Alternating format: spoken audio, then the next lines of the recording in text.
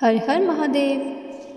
जब इंसान भगवान को चुनौती देता है तो जवाब सिर्फ शब्दों में नहीं, अनुभवों में मिलता है।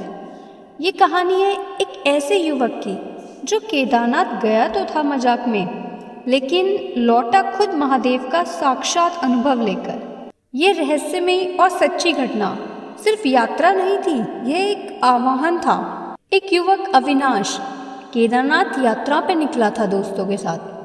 अविनाश साधारण श्रद्धालु नहीं था, वे अपने दोस्तों के कहने पर सिर्फ एडवेंचर के लिए आ रहा था। भगवान में उसकी आस्था कम थी, लेकिन वह कहता, अगर भगवान सच में है तो खुद सामने आकर दिखाएं। दोस्तों के साथ वे गौरीकुंड पहुंचा, लेकिन अगले दिन भारी बर्फबारी ने रास्ता बंद कर दिया। बाकी लोग रुके रहे, पर अविनाश ने जिद पकड़ी, मैं आगे जाऊंगा चाहे कुछ भी हो। शाम होते होते वह अकेला पगडंडी पर चढ़ रहा था।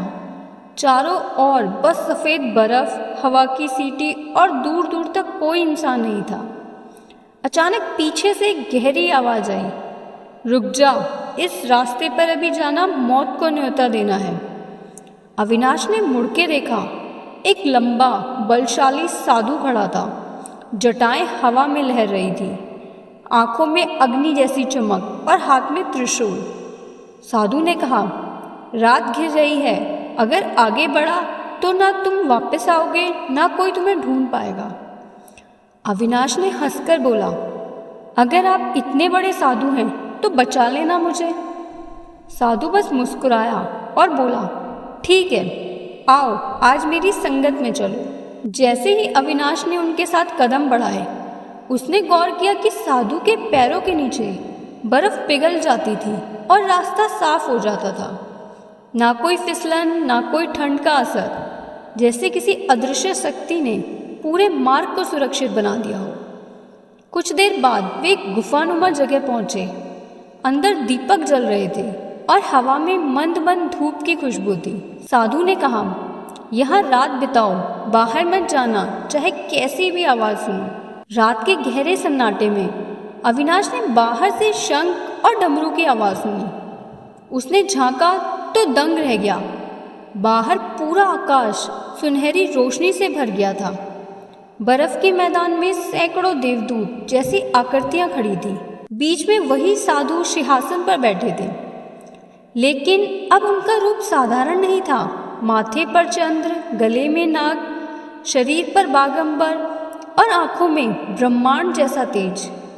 उनके सामने नंदी झुका था और चारों ओर देवगण खड़े थे। अविनाश की सांसें थम गई। उसके भीतर डर, विस्मय और किसी अनजाने आकर्षण का मिश्रण था। अचानक शिवजी ने उसकी ओर देखा और कहा, अविनाश, तुमने कहा था अगर मैं हूँ तो सामने आकर दिखाऊं। अब देखो मैं हूँ। अविनाश घुटनों के बल गिर पड़ा। उसने कहा, मुझे माफ़ कर दीजिए, मैं अहंकारी था। तब शिवजी बोले, अहंकार तोड़ने के लिए ही ये बुलावा था।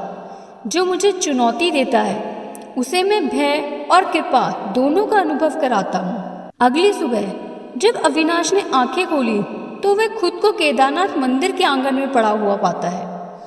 आसपास कोई साधु, कोई गुफा, कुछ नहीं था। तब पुजारी ने कहा, कल रात मंदिर के द्वार के सामने तुम्हें पड़ा पाया था। कपाट बंद थे, लेकिन तुम्हारे मस्तक पर भस्म और गले में रुद्राक्ष था, जैसे किसी ने पूजा कराई हो। अविनाश ने गले को छुआ। रुद्राक्ष की माला थी, जिसकी गर्मी उसे अब भी महसूस हो रही थी। वापसी के बाद अविनाश पूरी तरह बदल गया। उसने एक शिवालय बनवाया और अपना जीवन सेवा में लगा दिया। लोग उसे पूछते, क्या वाकई भगवान सामने आए थे? वह बस मुस्कुरा देता और कहता, जो केदारनाथ में मध्य रात्रि का दरबार देख चुका है उसके लिए सवाल बेमानी है।